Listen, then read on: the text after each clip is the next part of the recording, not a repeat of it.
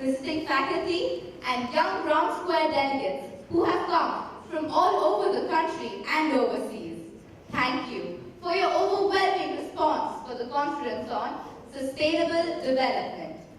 Save, sustain, survive has now become the need of the hour, and it is the purpose and aim of this conference to make the generation next aware of the power they have to make this world a better place through sustained efforts. We start today's program on a traditional note by lighting the lamp to cast light and create positive energy.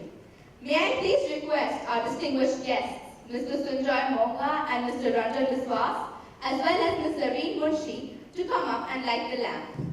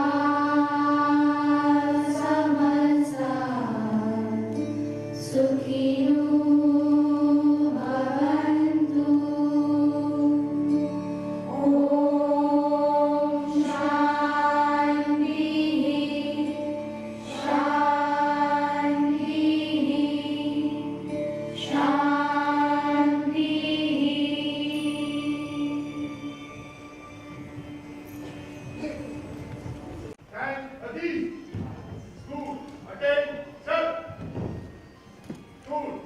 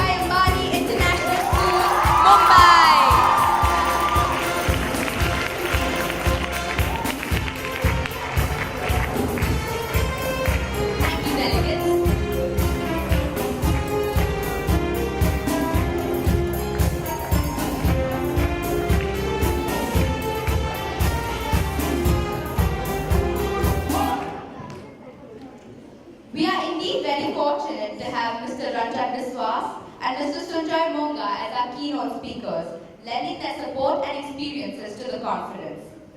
Neeta ma'am, our chairperson, has been an inspiring role model for us. She has actively encouraged conservation of the environment through her endeavors and has also provided ample opportunities and platforms to inculcate compassion, caring, and creativity. The 3 C's to support, save, sustain, and survive. This is a clarion call for the youth today. May I request Ms. Munshi to please come up and address the delegates?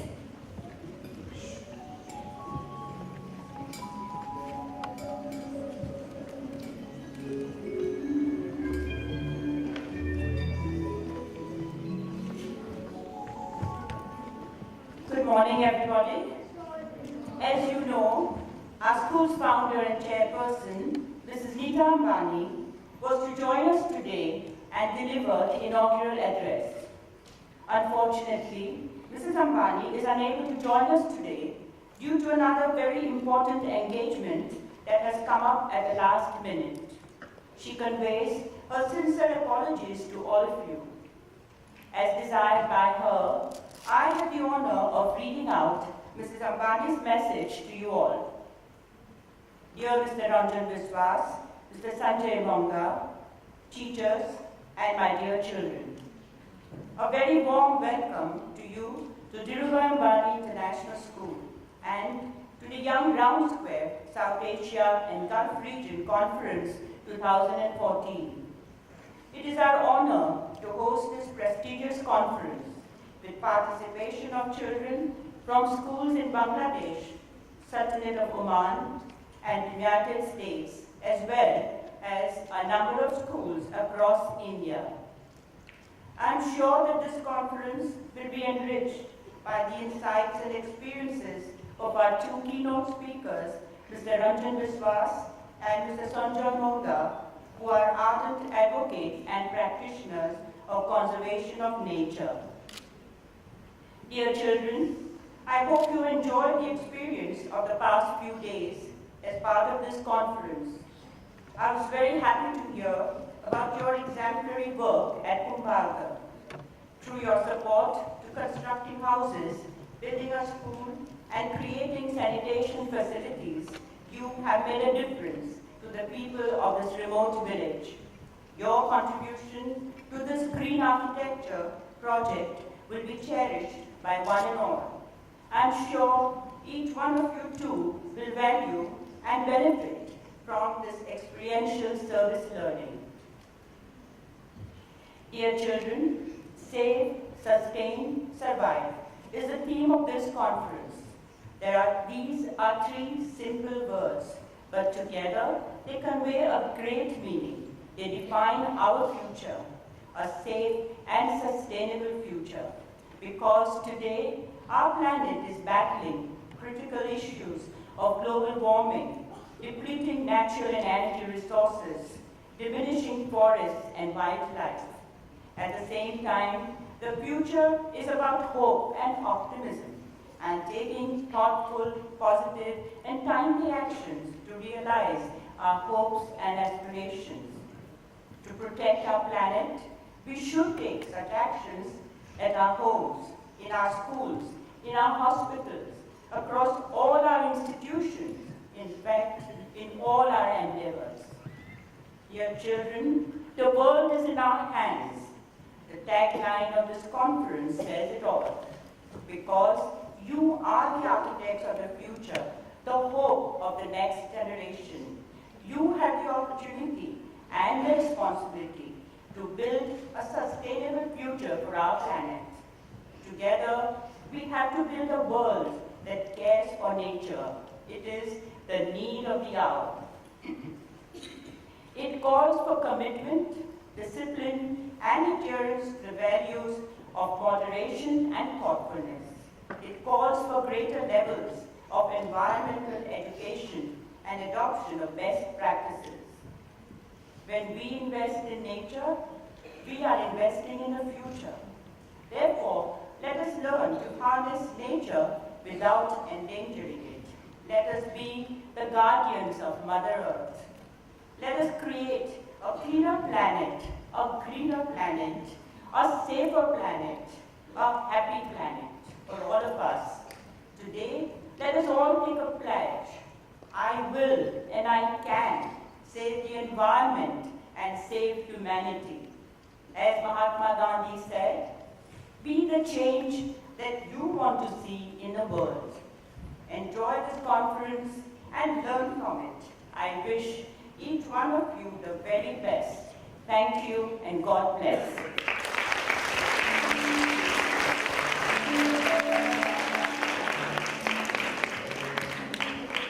Thank you, Sareen ma'am.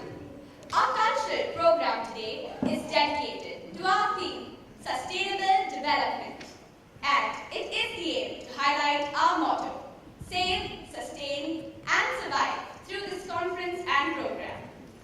An initiative which will bring and create an awareness of the destruction of our natural resources and its impact in the future.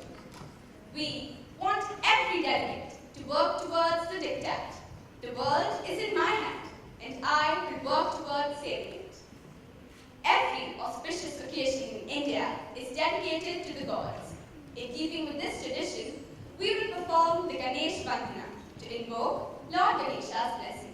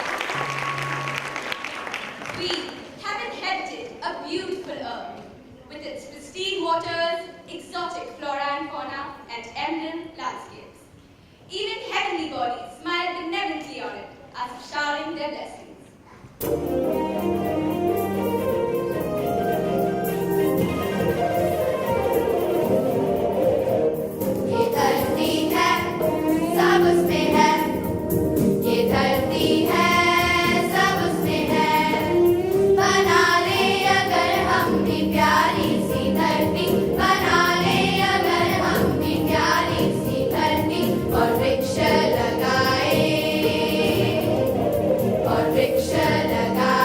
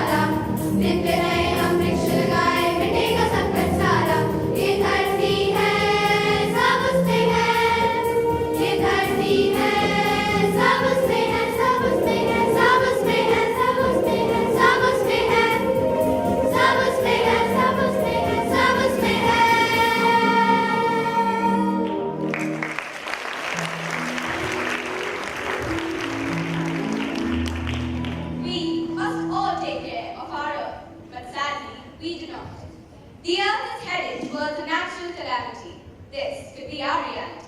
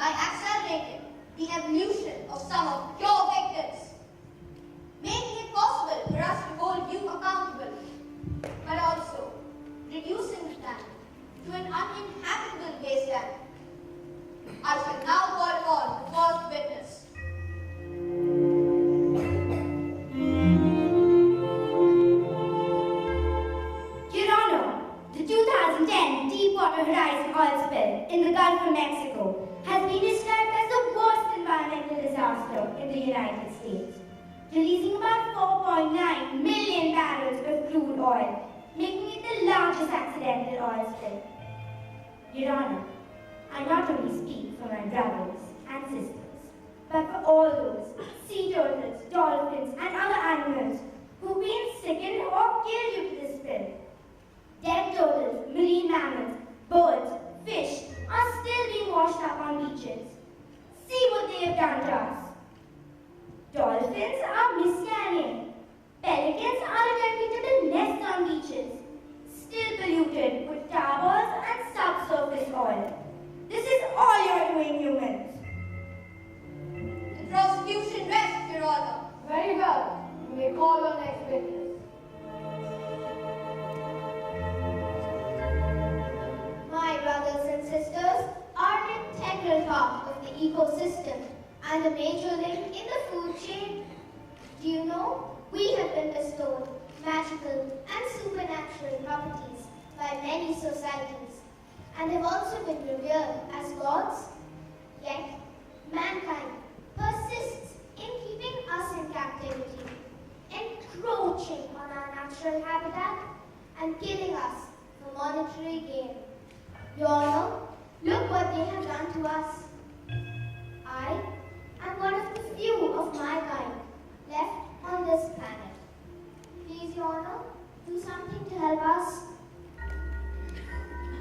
I call upon my last and final witness, whose testimony will prove the callousness of man's behavior.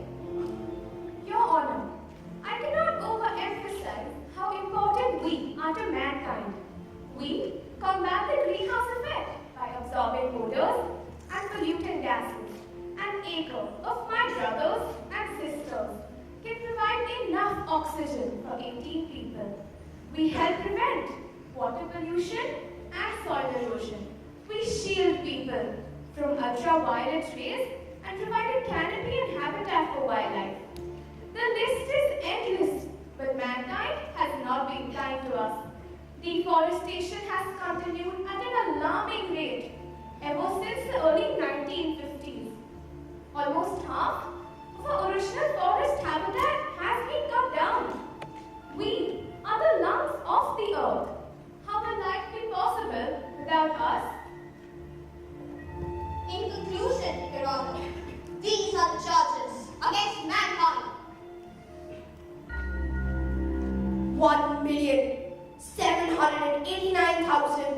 1,789,426 counts of littering. 129,186 counts of hazardous waste management. 1,765,486 counts of ecosystem and habitat destruction. 1,372,000. Order! Mr. Penguin, I have the charges in front of me. For the sake of time, let us move on with the proceeding. Your Honor, the humans will plead ignorance. They will plead their dependence on fuels and resources. And how? They never meant to hurt anyone. But I beg you to recall the extent of their insensitivity and constant negligence of the planet and its suffering. You must let justice prevail. Mr. Human, what would you like to say in your defense? I don't know what I'm doing here.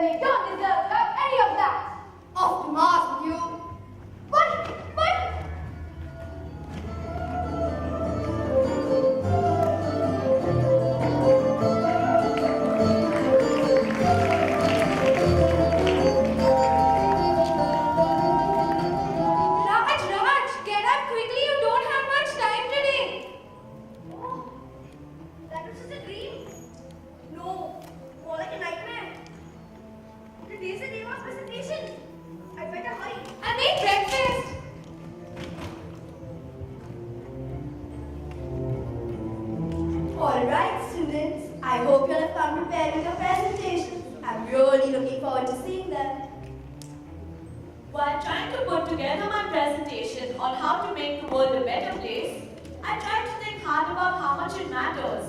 My research told me that no matter how many fossil fuels we use or how much trash we throw, our generation will probably never face the worst of the consequences.